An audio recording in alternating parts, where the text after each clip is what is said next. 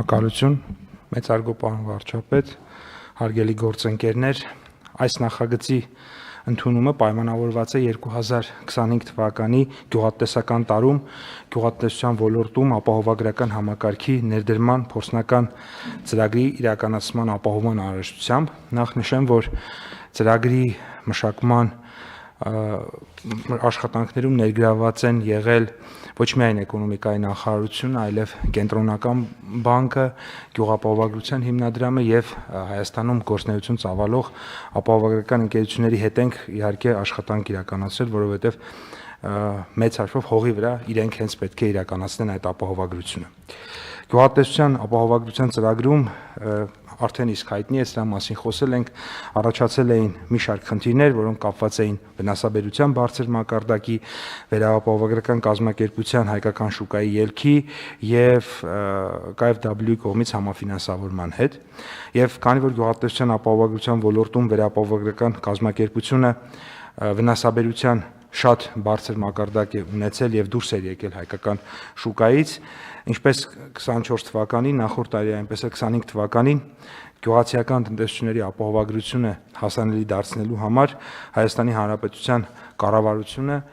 ինչպես 24-ին էր իր վրա վերցրել, այնպես էլ այս տարի է իր վրա վերցնում ռիսկերի մեղման մի զգալի մասը։ Այն է, եթե վնասաբերությունը գերազանցի ապահովագրական ընկերությունների կողմից հավաքագրված ապահովագրավճարի 200%-ը,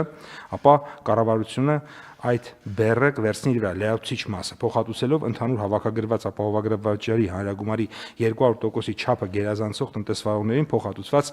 ապահովագրական հատուցումների գումարը, այսինքն եթե մինչև 200% եղավ, դա ապահովագրական ընկերությունները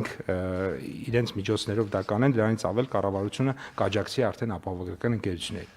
Նախագծով նաև առաջարկում ենք շատ մեծ աջակցություն նաև գյուղացիական տնտեսությունների, ոչ միայն ապահովագրական ընկերությունների, մասնավորապես նախկինում ապահովագրավճարի 50-ից 60% էր փոխհատուցվում, հիմա առաջարկում ենք 70-ից 80% սուբսիդավորում, ընդ որում այդ դեպքում նույնիսկ KfW-ն նախկինում KfW-ն մասնաբաժին ուներ, այստեղ նորից կառավարությունը ամբողջովին այդ ծախսերը վերցնում է իր վրա։ Միաժամանակ նշենք, որ վերջին 2 տարում իրականացվող գործընթացները, սա շատ կարևոր է եւ ուզում եմ հատկանշական լցնեմ, սրանք ժամանակավոր լուծումներ են եւ կառավարությունը շատ վճռական է տրամադրված հաջորդ տարիների համար համակարգային լուծումներ գտնել, որոնք ոչ միայն ապահովագրության ոլորտին են վերաբերվում, այլ նաև զուգահեռ ենթակառուցվածքների։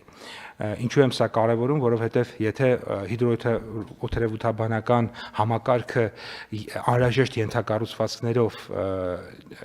չկարողանանք հասցնել համալրել, իսկ այս տարվա բյուջեում այդպիսի միջոցներ նախատեսված են այդ ուղղությամբ, ապա նորից կշարունակի համակարգի ռիսկայնությունը մնալ, որովհետև իրականում այդ գնահատումները հենց սարքերի միջոցով պետք է լինեն, ոչ թե գնահատողական դատողությունների միջոցով։ Այս պահին ծրագրին մասնակցում են 3 ապահովագրական ընկերություններ՝ Ingo Armenian, Liga Insurance-ը, Silva Insurance-ը, աշխատանքներ ենք տարում, որպեսզի մյուս ընկերությունները եւս հնարավորության դեպքում մասնակցեն։ Որոշակի փոփոխություններ են տեղի ունեցել ապահովագրվող մշակաբույսերի կազմում, եթե նախորդ տարի ծիրանը եւ խաղողը չէինք ապահովագրում, ապա այս տարի կապահովագրենք, կլինեն մշակաբույսեր, որոնց համար բոլոր ռիսկերը հասանելի չեն լինի, մասնավորապես հացահատիկային մշակաբույսերի համար ցորեն, գարի, վարսակ հասանելի կլինի միայն երաշտի ռիսկից ապահովագրությունը։ 25 թվականին կապահովագրվեն 13 մշակաբույս՝ խաղող, ծիրան, դեղց, կարտոֆիլ, սալոր, խնձոր, բալ, կեռաս, ձմերուկ, սեղ, ցորեն, գարի, վարսակ 4 ռիսկերից՝ կանոնային սրտահարություն, երաշտ, կարակտահարություն եւ հրդեհ։ Հարկ եմ համարում նշել, որ ապահովագրական ընկերությունները ոլորտում արդեն ունեն ձևավորված փորձառություն, որից ելնելով մինչև ապահովագրության պայմանագիր կնքելը առավել հետևողական կլինեն ապահովագրվող տարածքներում տեղազնության իրականացման գործընթացին եւ ապահովագրվող տարածքների ընտրությանը, եւ ուզում եմ սա հատուկ նշել, սա ըստ էության ի օգուտ է մեր տնտեսվարողների, որովհետեւ մեր խնդիրների մի զգալի մասը առաջացել է հենց նման հարցերից, երբ ոչ բարեխիղճ տնտեսվարողների պատճառով ի վերջո բարեխիղճ տնտեսվարողները նաեւ տուժեցին եւ առաջին հերթին տուժեցին։ Թերևս այսքանը, պարոն վարչապետ, մնացածը հարցերի տեսքով կպատասխանեմ։ Շնորհակալ եմ, պարոն Պապոյան, հարգելի գործընկերներ, մենք գյուղատնտեսության ապահովագրության համակարգը սկսեցինք ներդնել 2019 թվականից, եթե չեմ սխալվում, եւ 19-20 թվականին Մեկնարկել է 20-ից։ շատ լավ։ Ու մեզ թվում էր, թե մենք ինստիտուցիոնալ կարևոր հարց ենք լուծել, եւ իրականում ըստ էության այդպես էլ կար, բայց շատ արագ ի հայտ եկավ խնդրեմ, որ վերաապահովագրող ընկերություններ, այսինքն մեխանիզմը հետևյալն է, որ տեղական ընկերությունները ապահովագրում են, ապահովագրական վճարներ են հավաքում մեր տեղի տնտեսվարողներից եւ իրենք էլ իրենց ռիսկերը օտարերկրյա որևէ կազմակերպության հետ ապահովագրություն են գնում իրենց հերթին նրանցից։ Եվ ստացվեց այնպես, որ եթե ես տերմինաբանությունը սխալ օգտագործեմ, խնդրում եմ ինձ ուղղել, որ վերաապահովագրող ընկերությունը որոշակի ռիսկեր էր տեսել կամ իր ծախսերի պլանավորած հատվածից չափից ավելի մեծ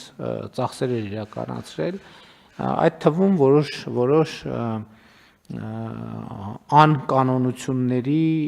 ենթադրում ենք պատճառով, որովհետև այս թեման հետաքրքիր էր, ինչն է խնդրեմը, որովհետև թվում է թե աշխարհում կա ապահովագրական պրակտիկան եւ այդ ընթացքում հիշում եք, այս դահլիճում էլ քննարկել ենք, ինձ համար այդ թվում գյուղացիների հետ շփումներից շատ տարօրինակ փաստերի հայտ եկան, որ իմ մտքով չէր անցնի, որ այնուամենայնիվ այստեղ էլ մենք դուք էլ խոսեցիք, ակնարկեցիք ոչ բարեխիղճ տնտեսվարողների մասին, որ որոշակի չարաշահումներ չասեմ, բայց ինչ որ բանաձևեր են գտնվում, որի արդյունքում, եթե ճիշտ է այս տեղեկատվությունը, որի արդյունքում ստացվում է, որ մեխանիզմը ձևավորվել, որ ոչ թե հողը մշակել բերք ստանալն է նպատակը, այլ հողը ապահովագրել, ապահովագրական վճար ստանալն է նպատակը։ Եվ երբ որ դուք խոսում եք ինստիտուցիոնալ բարեփոխումների մասին, մենք այս ինստիտուցիոնալ բարեփոխում ասելով այս հատվածն էլ պիտի հասկանանք։ Տեսեք, մենք անընդհատ երբ որ ու սա իրականում գաղափարախոսական հարց է, որովհետև երբ որ գործիքը ստեղծվում է, մենք պետքա ջանք գործադրենք, որ մեր սիրելի քաղաքացիները հասկանան, որ դա իրանց համար է։